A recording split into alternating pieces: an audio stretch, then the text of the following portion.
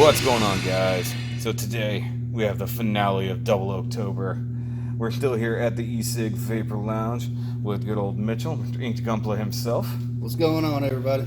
And this is something that he did not have ready in time for last year's 00CTOBER, but it was in the plans. And of course we have the perfect grade 00 riser, which can't really think of a better thing to end on. I mean, that's what the whole month is about. That's the big 00 kid. It is pretty much the biggest for now, because as of the time of filming this, we don't know yet if the next 00 PG is coming, but there's speculation, of course. Yeah, there is.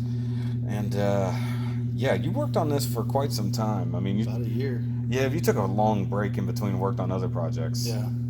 Because you had 2 or 3 kits in the motions, but you were building the... Well, I got this one, the legs and the torso done, and the head done, and then I got sponsored.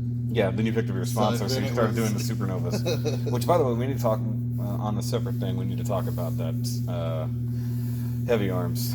It'll be here. I know, we'll talk about it later. So, look forward to that review eventually, guys. Actually, we haven't even done the Sandrock yet. I started working on the Sandrock again yesterday. Yeah, I was going to say, it's like, once again, a project gets sideways on you. But this thing is absolutely ridiculous. I mean, for a sense of scale, here's a bottle opener next to this thing. Unfortunately, we're here at the Vapor Lounge, so I don't have anything with me. But, I mean, that's... Oh, okay, do you have anything built up there that's done?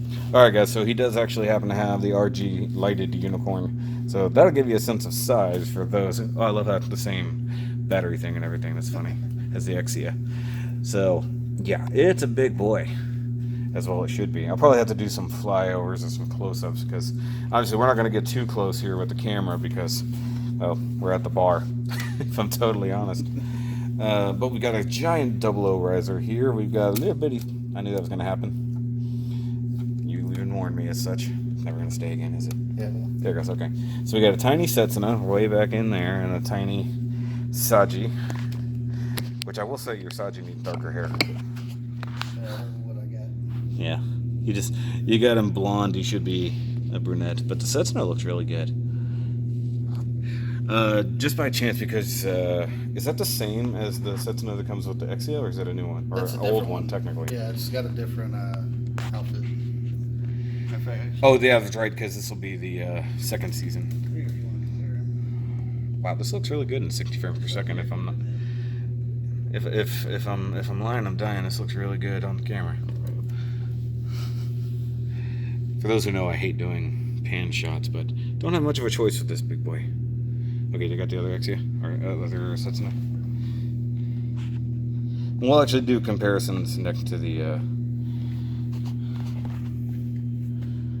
Oh, it's the one where he's holding the helmet. Yeah. He's got a whole different. It helps if I come back into the light. Oh yeah, totally different. Well, then again, Exia first season, the armor was different. Yeah. This is his, that's just his wandering around the ship outfit, that's why. But that's pretty cool though, I mean, because one thing you don't really get too much in the anime is the actual sense of scale of the figures, of the people. Because, we'll just talk about the riser here. He does have the opening cockpit, and you get the tiny Saji back in there. Does he have a Haro right behind? Does he have is that the orange thing behind his head? Come on, camera. No, it's down in the corner down. There it goes. That's when you yelled at me because I painted him green. Oh, yeah, that's right. Like green Haro. You like green Haro when he's not green. I think he's red in particular. I love that they, despite the fact that that's where the cockpit is, they give it a big fake-looking cockpit, but I think that might just be to confuse people. No, it's a... Or is it the sensors? It's all the sensors. Yeah, that makes sense. But yeah, this thing's beautiful. And of course, you painted the whole dang thing, which is why it took forever to build. And as usual, your shading and weathering is top notch, my friend. Appreciate it. Which once again, we're gonna have to sit down here very, very soon and do painting tutorials from me. Because, well, I have my compressor, but I haven't got the airbrush yet. Oh, it's so pretty. And despite the fact that it's stuck in a pose, it's technically posable, but yeah, it is. We're not going to show that off too much because it is problematic at best. But you've got the big GN shields here on the arms, the big blade shields. Mm-hmm. The huge GN Sword 3. Gotta love that thing. And, of course, some GN Sword 2s back there hanging out. I'm going to go back to the tripod for the time being, so we can get a much wider shot here. On a scale versus all the other PGs you've done, where does this one land? Difficulty, it was one of the more difficult ones. Is it just in parts count, or engineering was wonky? Well, for instance, all the little GN drives are all locking mechanisms, so you have to build those locking mechanisms. Which, after watching, when I watched several reviews on how to figure out where the problematic areas were, so I knew what to expect. And so I knew going in, if I'm going to paint this kit, don't paint those. Okay. That's the first. If any of you guys are going to build it and you're going to paint it, do not paint the GN drives. So when you're saying they're locking points, it's for the joint, so they'll hold position for posing? Yes. Okay, Yes. so they're like really heavy ratchet that will... Yeah, you have to... So there's a thing that does lock and unlock. You press in, and then you can move it, and then let go, and it locks it. Cool. So that it holds the weight up of the GN swords and stuff. Because the MG00 was the first thing I ever built. When I saw the PG come out, and mind you, I was still a very basic builder, very new at the time, I was like, ooh, it's so cool. And then I looked at the price tag and went, never mind. And it does light up, but you don't have the batteries for it right now. Not for the head. For the head, but the GN GN drives do actually light up. Okay, we'll check that out here in a little bit. What about the riser? Does it have lights? No. Okay. That one doesn't. So they did not include the lights in the riser. It doesn't have any kind of lighting whatsoever. That's stupid. Okay, so these like things the Master Grade, yeah. So those don't pop out like the Master Grade. Well, they're out right now. Oh, but they don't pop. They don't pop out that like No. emitter angle. No. Okay. And part of that is because it pops the cannons out. Okay, I got you. Which doesn't do that on the Master Grade. Yeah, so that's a little bit different. And we'll go through we won't actually probably bother going through the transformation on camera because it's going to be a lot of pulling things apart and stuff. But we'll show off the differences. And oh yeah, we were talking about it before we turned the camera on, the base for this thing. Yeah, when this kit first came out, if you were one of the lucky ones, it came with a base. So if you're not so lucky like myself and bought this later in life, it does not come with the base.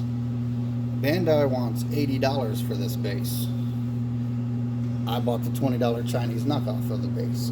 Yep, which kind of came up on our knockoff podcast a long time ago. Yeah.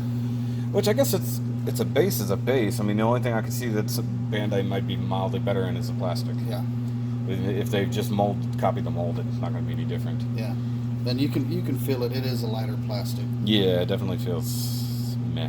It had a little bit of a fitment issue up in here. It didn't want to tuck up in the crotch properly. Yeah, I had to to get it in there. So if they engineered it now, it would probably be something. They'd probably re-engineer the lighting and stuff to modernize it like the Exia, I would think. So maybe that was a possibility for if the Seven Swords is true. Yeah, maybe that will be a re-engineer for hopefully, because that too, and when you turn the GN drives on, it's loud. When they start spinning, it's loud. It actually does make the sound of the spinning GN drive. I love the way that they did the Exia with the LEDs that make it look like it's spinning. Yeah, because this is the actual spinning motor, right? Yeah, it actually has. Which is kind of cool. It is. Mind you, that's a difference in 10 years of, driving here today, I had them both in the back seat next to each other, and they bump a GN drive. Yeah. And you just. So I mean, it's a difference of about 8 years or so in development, maybe, because this came out. What year was it? I don't remember. It was probably closer on 2010. Something. Because last year was the 10-year anniversary for 00, which is when the Exia came out, and this was significantly older than the Exia. So maybe, I mean, no, it wasn't out in 2010 because 09. There'd be no way it was. It'd probably be newer than that. Either way, if we had the box here, we would definitely let you know. So sorry guys, no box review. That box is huge.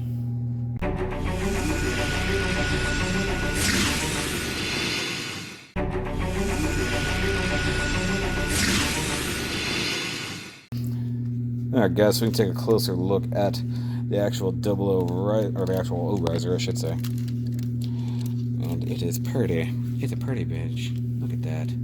Of course, it would be great if I could do it inside the photo booth. So I probably should switch to my smaller tripod. But I really do dig it, and like I was saying before, it is one of my favorite mobile weapons that they ever created. And the fact that it serves a purpose, you know, it powers up the 00 itself somehow.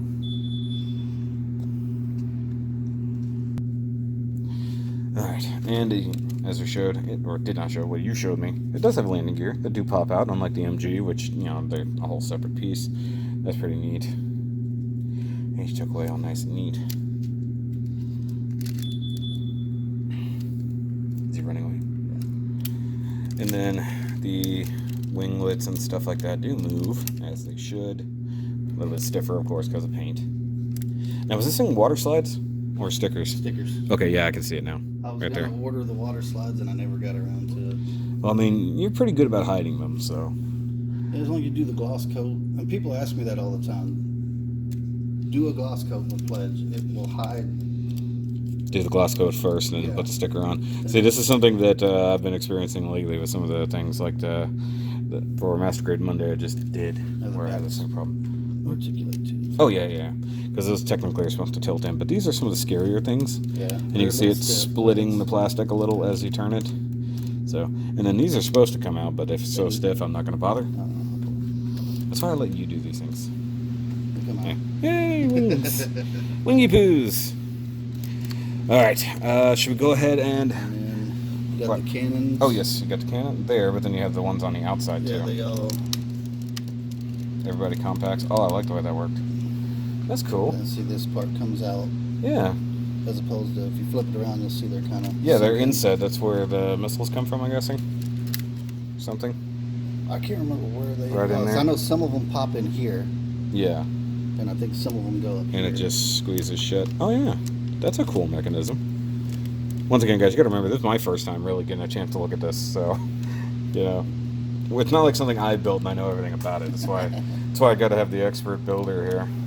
And it is very X-Wing-esque in some forms. So you can have it sit just like that. It ain't gonna hurt nobody. It reminds me, there's an old game I used to have. I think it was called Hellbender. There is an attachment.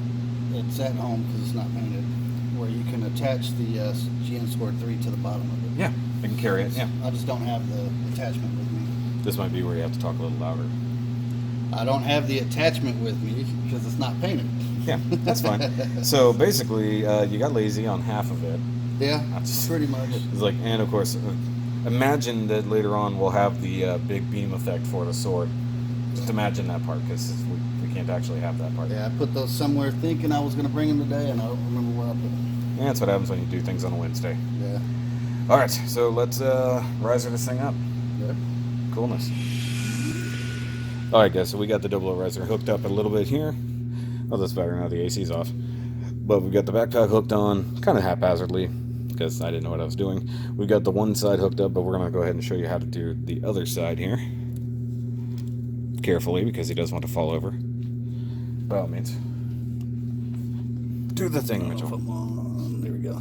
Well, stand where I am. Probably make your life easier. I'm not trying to squeeze in. Yeah, it's like, do it from the opposite side. All right, so for the wings, you're just going to grab this here, spin it out. Flip out some nice round clippies. Bam, just like that. It's got that good Bandai squeak. Yeah, that good painted Bandai squeak. All right, install. Oh yeah, now you got to pull off the shield bladey. And I do have these adjusted to where they stick out. They actually have a lock on them where you can go either. Yeah, just like kind of like an MG does. Yeah. With probably a less weak switch. That was gonna be difficult now, isn't it? Yeah, because we're on camera. Yeah, the other one came off like it was nothing. This one's gonna make it difficult. There we go. And just real quick while you're... Hello. Wow, that's really glued on there. I nailed that with my hand. It didn't even move. I got tired of people knocking it off, so I super glued the hell out of it. So, well, we're really far away here, though. That's pretty cool. And you said it does slide in and out? Yeah, they do slide in and out. Paint? Or, yeah. Oh, they are extended. Oh, I'm trying to push the blade. I need to push the... Yeah, it's the blue part that's loose. You should have told me that before I look like an idiot. Never mind, I look like an idiot from the beginning. Oh, that's cool. And then the extra connection point there for tabbing it into other things. Yeah, if you're going to tab it into the other shield, it's got a tab right here. Oh, cool, yeah. Okay, I just noticed the location marks. Just like that. Well, I'm off camera. But... It's all good. We can't see it anyways. It's dark. Once again, the problem of hanging out way back here. And also, it does. The tab is there to plug it into the forearm, but we're not going to bother with that. All right, proceed with your riser wing. Wing riser. These people like to put GN drives on everything nowadays.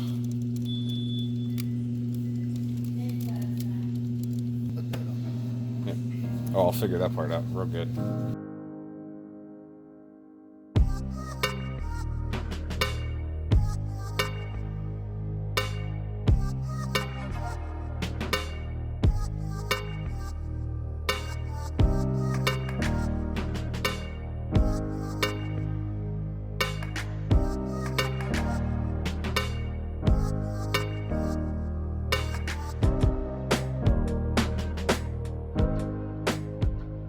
Okay.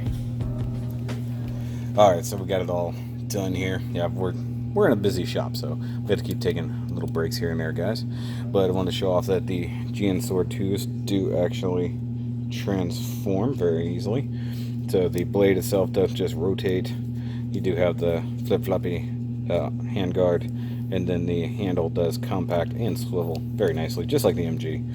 And of course, you have your nice translucent that you've dipped. Matte coated. Oh, you matte coated it? Mm-hmm. Oh, okay, yeah. I figured you didn't pledge you did that. I did it first, and then I ended up matte coating it. I just like the way it looked. Yeah. Don't forget you're having to talk over coolers, but you're good. I'll have to crank you up. I'm gonna have to mic you for things, man. Okay, so I knocked that off when I was just moving it around. That's alright. Tab that back in. Can't see the slot. It's there somewhere, okay. Alright. Oh, yeah, duh. Let's do the big sword. I knew there was a thing to do. I did plug it back into the arm because it was coming unplugged. Yeah, I probably did that one on the trip in here. You go ahead and get that. Just hold that blue part because it is a little stiff. Which looks like it's coming apart. Yeah, like right here. It's lost its structural integrity a little bit. I need to glue that because it actually doesn't hold as good as... It didn't. Bandai kind of let me down with that. It's not holding together at all. Let's just be honest here. Yeah. But that is a beefy weapon and a beefy Gundam. Yeah, another day. I think I'll have to come to the house for that one. Come on. It's not gonna stay. Yeah. So Bandai needs to lock that thing. Okay, let's do a quick comparison from the last PG we looked at. Go ahead, grab your Exia. We'll try to fit both of them side by side to the best of our ability. You might have to reposition the Exia slightly. Here, I'm going to push the 00 to the back. Since technically these were in operation together at the last part of the show. Oh, actually, there you go. Have them going towards. Oh, that's beautiful. Look at that. Oh, yeah. So, I mean, size-wise, they're going to be similar. Yeah. 00 is just going to be beefier, but the Exia has a much larger head. Yeah, and I really like the head on that Exia. Yeah. Once I put them side by side. You definitely did. Obviously, you can see the difference in... Wait, you actually finished Exia before you finished 00. Yeah. That's right. I forgot about that. I started 00. I know, and then you took a year off, basically, to finish it. But, I mean, like, as an evolution goes, because, of course, Exia was first in this run... and then, of course, its GN drive technically is part of the 00. So, actually, you know what I'd be more excited about? A PGO Gundam.